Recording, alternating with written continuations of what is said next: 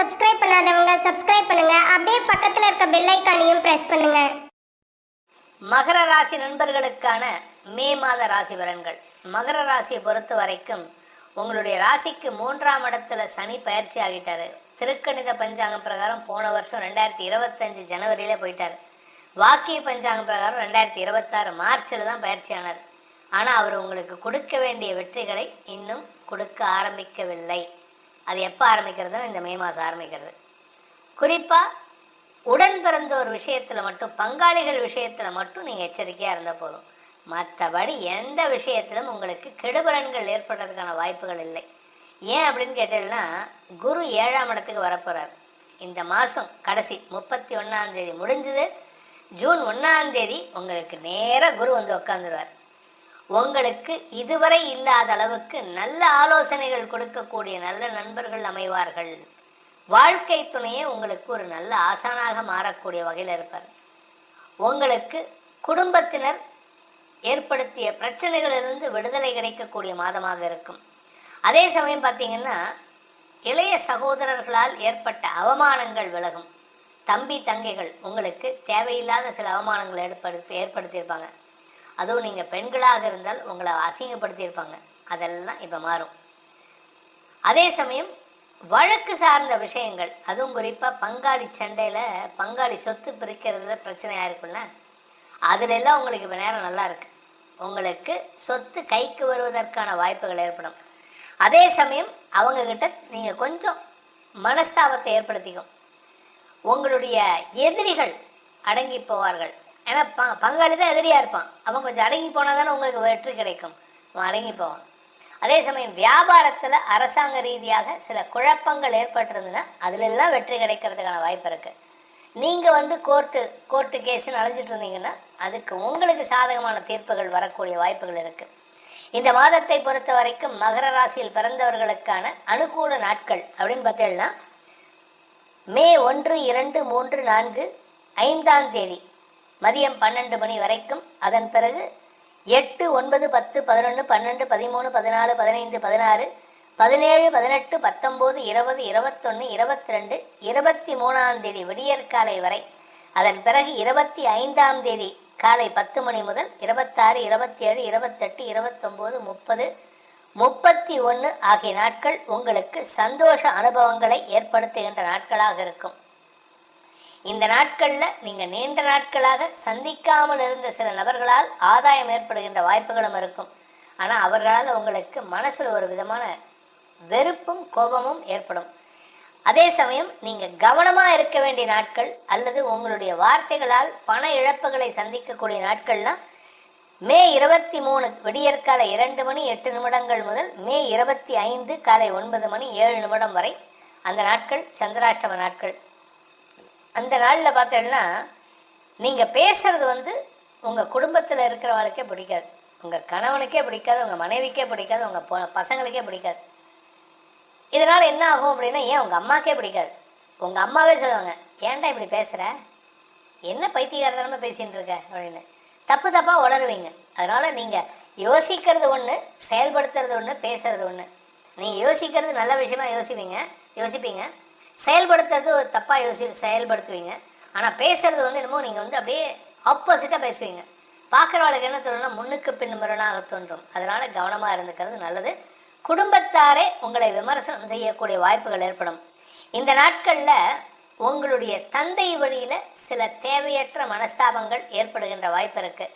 அதே சமயம் குழந்தை பாக்கியம் சம்பந்தமாக எடுக்கும் முயற்சிகளில் மருத்துவ ரீதியான ஃபெயிலியர்ஸ் வர்றதுனால இளம் தம்பதிகள் கொஞ்சம் ஏமாற்றத்தை சந்திப்பார்கள்.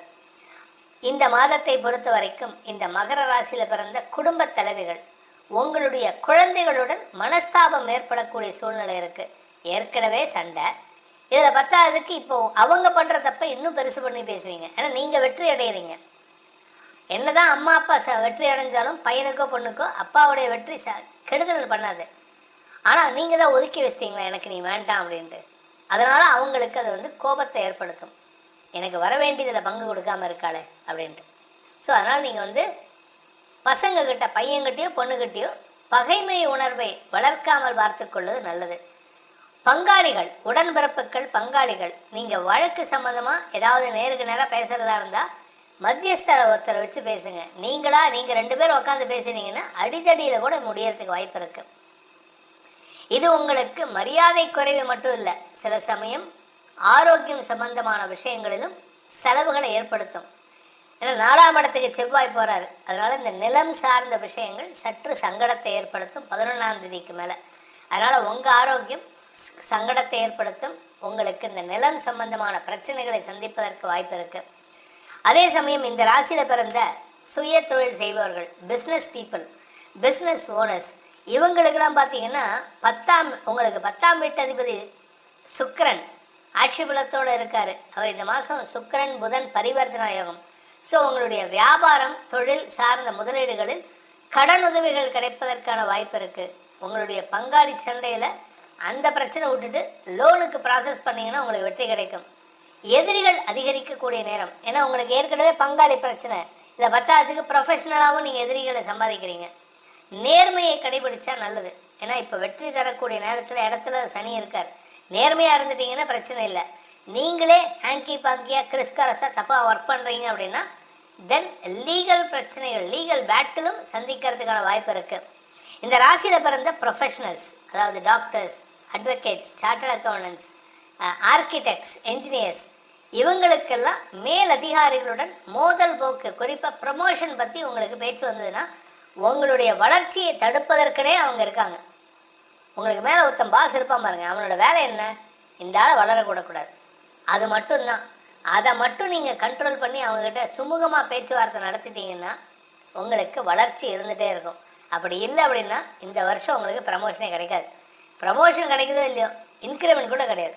ஸோ உங்களுடைய வளர்ச்சி எப்போ அப்படின்னா நீங்கள் உங்கள் கூட மேனேஜ்மெண்ட்டோட சுமூகமான உறவை சந்தித்தால் மட்டுமே. ஆனால் உங்களால் இருக்க முடியாது.